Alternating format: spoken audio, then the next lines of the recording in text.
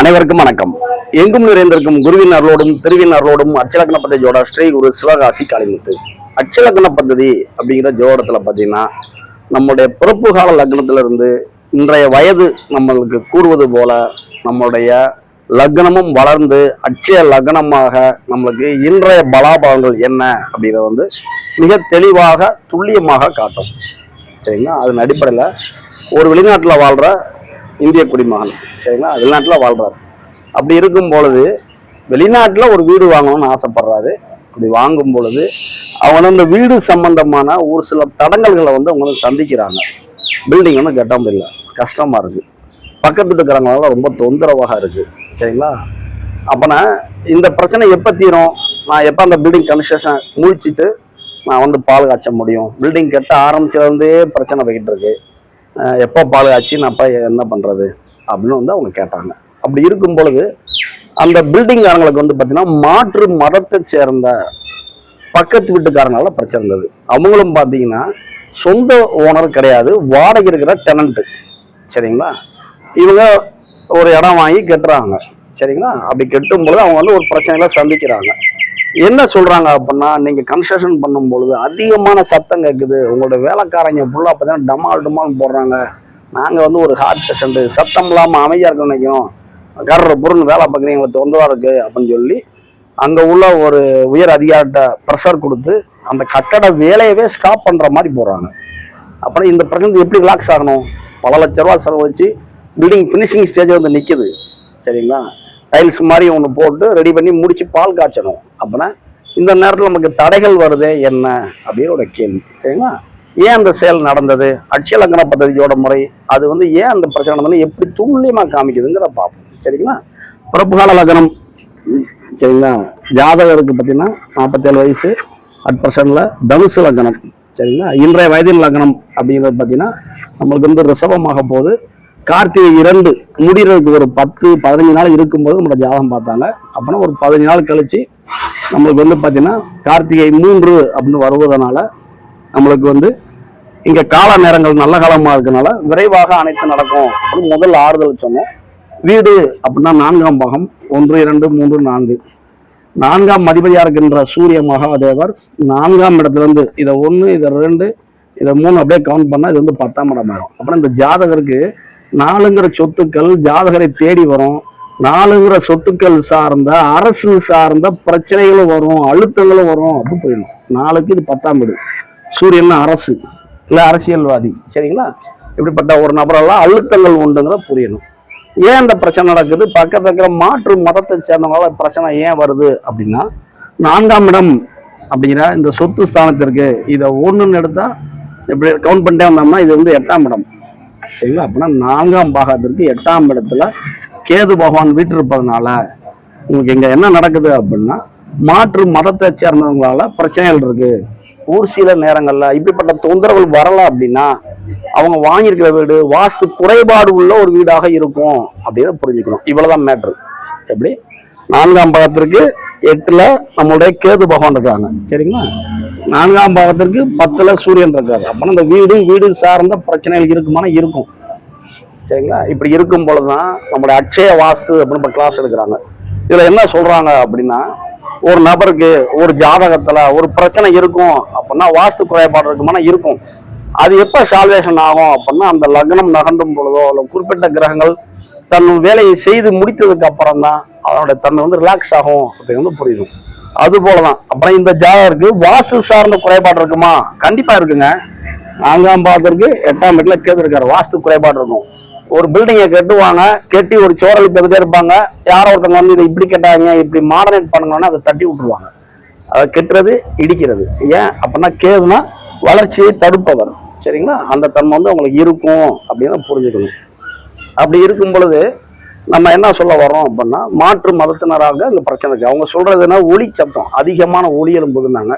அப்ப நம்ம என்ன சொன்னோம் அப்படின்னா அந்த பில்டிங்கை பக்கத்துல இருக்கிறோட காம்ப்ரமைஸா பேசி ஒரு 10 நாள் 15 நாள் அதுக்குள்ள நாங்கள் விரைவாக முடிச்சிடுறோம் அப்படின்னு சொல்லிட்டு அந்த வீட்டுல ஜாதகர் குடியிருக்கலாமா அப்படின்னா வேண்டாம், அதை ஒரு வாடகைக்கு விட்டுருங்க அப்படின்னு சொல்லிட்டு கேது பகவான் அப்படிங்கிறவங்க நின்ற சாரம் அப்படின்னு பார்த்தீங்கன்னா உத்திரட்டாதி 3 அப்படின்னு நட்சத்திர சாரத்துல அவங்க இருக்கிறாங்க.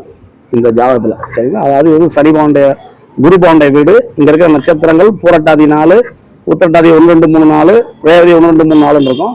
கேது நிக்கிறது உத்திரட்டாதி 3ங்கிற நட்சத்திர சாரத்தில் நிற்கிறாங்க. அப்பனா நம்ம இதை என்ன புரிஞ்சுக்கணுமா, A2 அப்படிங்கிற கிளாஸ் பாயிண்ட் இப்போ நான் சொல்றேன், லேசா புரிஞ்சுக்கோங்க. சரிங்களா? அப்பனா இதை எப்படி நம்ம ஹேண்டில் பண்ணணும் அப்படின்னோம்னா, குறிப்பாக ஒரு 4 வருடங்கள், எப்படி குறிப்பாக ஒரு 4 வருடங்கள் இந்த வீடு சார்ந்த விஷயங்கள் பிரச்சனைக்குரியதாகத்தான் இருக்கும். ஏன் 4க்கு 8ல கேதுக்காரு பிரச்சனை தான் இருக்கும் அப்படிங்கிறதும், அட்பர்சன்ட்ல நம்மளுடைய ராகு பகவான் அப்படிங்கிறவங்க இந்த இடத்துல டிராவல் பண்ணி போயிட்டு இருக்காங்க, ராகு கேதுக்கள். சரிங்களா? அப்பனா இவங்களுடைய பயிற்சி இங்கிருந்து மாறணும், இங்கிருந்து இங்க மாறணும். அப்படி மாறும் பொழுது 4க்கு 7ல ராகு வந்துடுவாரு. சரிங்களா? அப்பனா கோச்சார ரீதியாகவும் இவங்க மாறணும், இந்த கிரகங்கள் வந்து மாறணும். சரிங்களா? இப்படி மாறும் பொழுதும் ஒரு வாழ்க்கையில வந்து ஒரு சேஞ்சிங்களை தெரியும் அப்படிங்கிறதும், அப்புறம் ஒரு 4 ஆண்டு காலங்கள் நம்ம எதையும் பெருசாக கண்டுக்க கூடாது அப்படிங்கிறதும், 4 ஆண்டு காலங்கள் கழித்த பின்பு பக்கத்து வீட்டுக்காரங்களால வர்ற பிரச்சனைகள் குறையும் அப்படின்னு போயிடும். ஏன் கேது பகவான் இங்க இருக்கிறாங்க அப்படின்னா 10 வருஷம் இந்த இடத்துல பிரச்சனை இருக்குமா அப்படின்னா சின்ன சின்ன பிரச்சனை இருக்கும். ஆனா அந்த பிரச்சனை வந்து அப்படியே ஆஃப் ஆயிடும், சாந்தம் ஆயிடும். ஒரு பொருள், ஒரு பாத்திரத்தை தண்ணி வைக்கிறாங்க, சூடு ஏத்துறாங்க, கொதிச்சுக்கிட்டே இருக்கும். அந்த அடுப்பை அமர்த்திட்டோம் அப்படின்னா அதனுடைய வெப்பநிலையால வந்து நேரம் கழிய தன் நிலையை வந்து இழக்கும். எப்படி ஹீட் பண்ணாதானே சூடேறிக்கிட்டே இருக்கும். ஹீட்டிங் ப்ராசஸ் நிப்பாட்டிட்டோம் அப்படின்னா இருக்கிற கொதிநிலை வந்து அப்படியே தாழ்ந்துகிட்டே போகும்ல, தன் நிலையை இழக்கிறதுங்கிறோம்ல. அது போல இங்க இருக்கிற கேது பகவானும் தன் நிலையை வந்து இழப்பார். அதான் A2 பாயிண்ட். சரிங்களா? அப்ப நம்ம என்ன புரிஞ்சுக்கிறோம் அப்படின்னா, ஒரு செயல் இவ்வளவு ஆண்டு காலத்துக்கு பிரச்சனை இருக்குமா, இல்ல இப்ப நவுல பிரச்சனை இருக்கா அப்படின்னு 7 பேர் துல்லியமா பார்க்க முடியும். அப்ப நம்மளோட கடமை என்ன, படிக்கிற மெத்தடை கூட்டிக்கிட்டே போகணும். சரிங்களா? அப்பனா இந்த ஜாதகம் நமக்கு எதை சுட்டி காமிக்குது, பிரச்சனை இருக்கா? ஆமா இருக்கு. கோச்சாரத்துல ராகு அங்க செல்லாம இருக்கிறாங்க, 4க்கு 8ஆம் வீட்டுல. சுய ஜாதகத்துல கேது அங்க நிக்கிறாங்க. அப்புறம் மாற்று மதத்தினால அங்க பிரச்சனை இருக்கா? இருக்கு. ராகு இருக்கிறதுனால மாற்று மதம் தானே, அங்க பிரச்சனை இருக்கு. வாஸ்து சார்ந்த குறைபாடுகள் இருக்கா? இருக்கு. கட்டடத்தை கட்டி இடிச்சுட்டு இருக்காங்களா? ஆமா. அந்த கன்ஸ்ட்ரக்ஷன் வந்து கெட்டுறது, இடிக்கிறது, உடைக்கிறது அப்படிங்கிற மாதிரியான தன்மைகள் நடந்துகிட்டு இருக்கு அப்படிங்கிறது நம்ம புரியணும். சரிங்களா? அப்படி இருக்கிறனாலையும் இப்ப அட்பர்சன்ட் நடக்கு, இந்த 4ஆம் வீட்டிற்கு 8ஆம் வீட்டுல கோச்சார சனி பகவான் வந்து உட்காந்துடுறாங்க.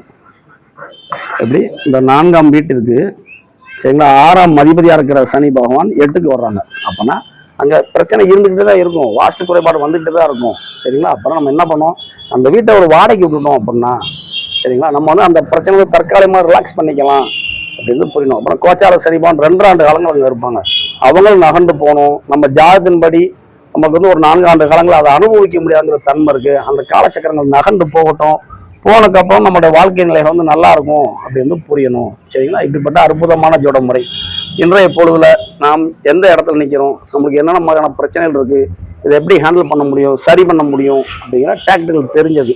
அப்புறம் இதுக்கு நம்ம என்ன ரெமடி கொடுக்கணும், இந்த கேது பவனுக்கான பண்ணி ஒரு ரெமடி கொடுத்துட்டோம்னா கேதுவின் தன்மைகள், அதனுடைய வேகத்தன்மைகள் வந்து குறையும். எப்படியே நம்ம சொன்னோம்ல, அதிகமாக கொதித்து கொண்டிருக்கின்ற தண்ணீரை ஹீட்டிங் ப்ராசஸ் நிப்பாட்டா தண்ணியோட வெப்பம் குறைஞ்சிரும். அது போல அதனுடைய இயக்கங்களை வந்து குறைக்கணும். அதுக்கான பரிகார முறைகள் சொல்லியிருக்கிறோம். அதன் அடிப்படையில் இப்போ வந்து அவங்க வந்து பால் காய்ச்சறதுக்கான முயற்சி பண்ணிட்டு இருக்கிறாங்க அப்படின்னு போயிடும். அப்படின்னா ஒரு பிரச்சனை அப்படிங்கிற இருக்கு, அப்புறம் நம்மளே சொந்த வீடு கட்டினா கூட அந்த வீட்டில் வந்து ஒரு சிலரால் இருக்க முடியாது.